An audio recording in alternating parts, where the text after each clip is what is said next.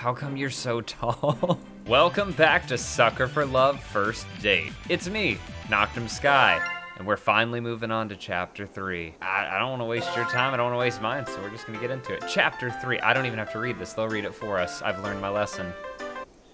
Oh, alright.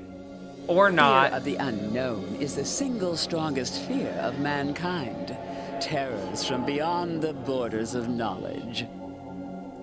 And yet, the truest horror has been in mankind's cradle since the beginning, and walks the earth amongst us now.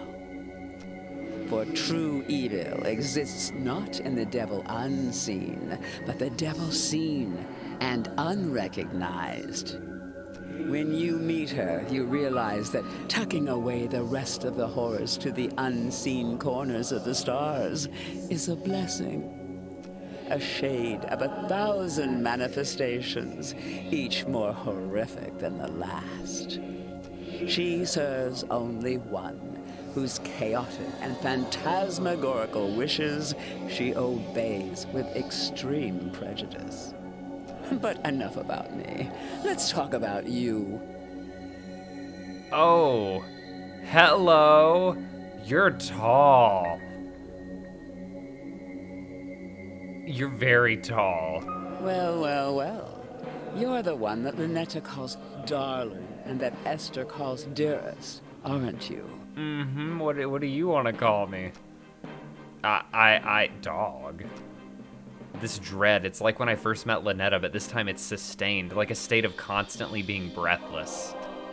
The very air has become unfamiliar and alien to me, saturated with infinite malevolence. It is impossible to breathe. The veil has been pierced, and the outer cosmos has revealed its limitless cruelty in the form of this avatar of insidious implication. Its very presence assails my mind, turning it against itself and all that is decent. There, at the terminal precipice, I learned that terror not only haunts, it speaks. Speak up. I'm an older god, so I'm a little hard of hearing. Are you or are you not the human that has been dating my nieces? Normally, I'd have an ounce of defiance in me, and I demand that she introduces herself first. But now I feel it in my very bones. I'm being talked down to by something far beyond me. I am... Good. Would you like a cup of hot tea? A cold glass of water? You're offering me something to drink? You've been through a lot. I just wanted to ensure you're at ease for now. No, I just meant it's odd for you to be a guest in my room and offer me something. Are you certain this is your room? The very floor beneath my feet feels mercurial and unreliable, shifting nightmarishly in non-Euclidean vertigo. Who are you? Who am I? I am the obscure, the unutterable. I am the clawing chaos. When mankind pushes out into the unknown, I am the unknown that pushes back. But just like my troublesome nieces, you can just call me Auntie Nyan Nyan. I don't know that I can. Unlike with Ln'eta or Esther, I can't overcome the unnerving presence overwhelming my senses. I feel violently sick. Never been visited by someone so high up in rank as me, have you? Silly question. There's only one that outranks me, and if you had met her, neither of us would still exist. Ominous vistas of terror open from every corner of my mind. I want to run shrieking and wailing, and alas, I've nowhere to go. My, you're still holding on, eh? I expected you to last long enough to chat, but it seems you're nearing your limit. Let me offer you some words of assurance. I'm the last outer god you'll ever have to see. What do you mean? I mean that things are about to return to abnormal. Eldritch horrors will return to being obscure boogeymen that stalk unbeknownst to their prey. The veil shall be lowered again until the gate opens and mankind is eradicated. In other words, you'll never see me or my family ever again. Hold up, no thank you. I'd still like to see Ln'eta, please. But why? Why do you want to split us up? Did you know that even amongst gods there are things that are strictly taboo? You see, whenever mankind starts exploring too far, too quickly, you accelerate the end of all things. That's fine. So we appear to slow things back down. We scare you back to the safety of the familiar. We whisper evils and destructive mantras to the most dangerous of your kind to ensure progress slows. Because the longer you stay afraid, the longer you live. To put it simply, once mankind isn't afraid of us anymore, everything will come to an end. Humans are doomed to explore, and once mankind makes the last discovery, once mankind reaches the edge of the map, you'll fall off.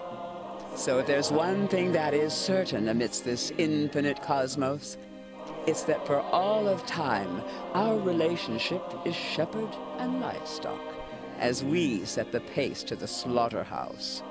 In that context, outer gods and humans being romantically involved is beyond taboo. It's upsetting the natural order and is a conflict of interest, to say the least. Now, all of this I can forgive because my troublesome nieces led you astray. I know you didn't mean to participate in such a grave taboo, right? I guess I didn't know. Good. Then we can work together to ensure it'll never happen again. You're familiar with these books, yes? I had one made for just this occasion. Do what needs to be done. Perform the Banish Mu ritual. What will it do? Mu is the bookmaker, so it will prevent Eldritch gods and humans from dating ever again. No more books can be made, and the entity responsible for bridging the gap between our realms will be destroyed. Our relationship will return to strictly business, in a manner of speaking. I don't want... Do not force me to remind you the grave seriousness of the situation. I promise you've never seen anything like what I can do. I don't want to, though. I don't want to. Let's talk. Well, what are you waiting for? Perform the ritual. I had a question first. What is it? How come you're so tall? The other gods I've met didn't have so much trouble standing in my bedroom. I'm not always this tall. Sometimes I'm shorter, sometimes I'm taller. I have over 1,000 forms. And this one is a 2-story tall cat girl in high heels? 37 of my forms are. Alright. Man, I don't want to do this. I like the mask, though. Don't mind me, I'm just gonna run to the, I'm gonna run outside real quick. Whoa, we're in space. Alright, whoa, I'm wearing blue now. My hair's blue, I think? Yeah, that's definitely blue. What happens if I wash my face? Oh, we're fine. Okay. This is interesting. Well, I guess there's nothing else to do but to see what happens. I found it! Looking for this dog, but first. What you doing there?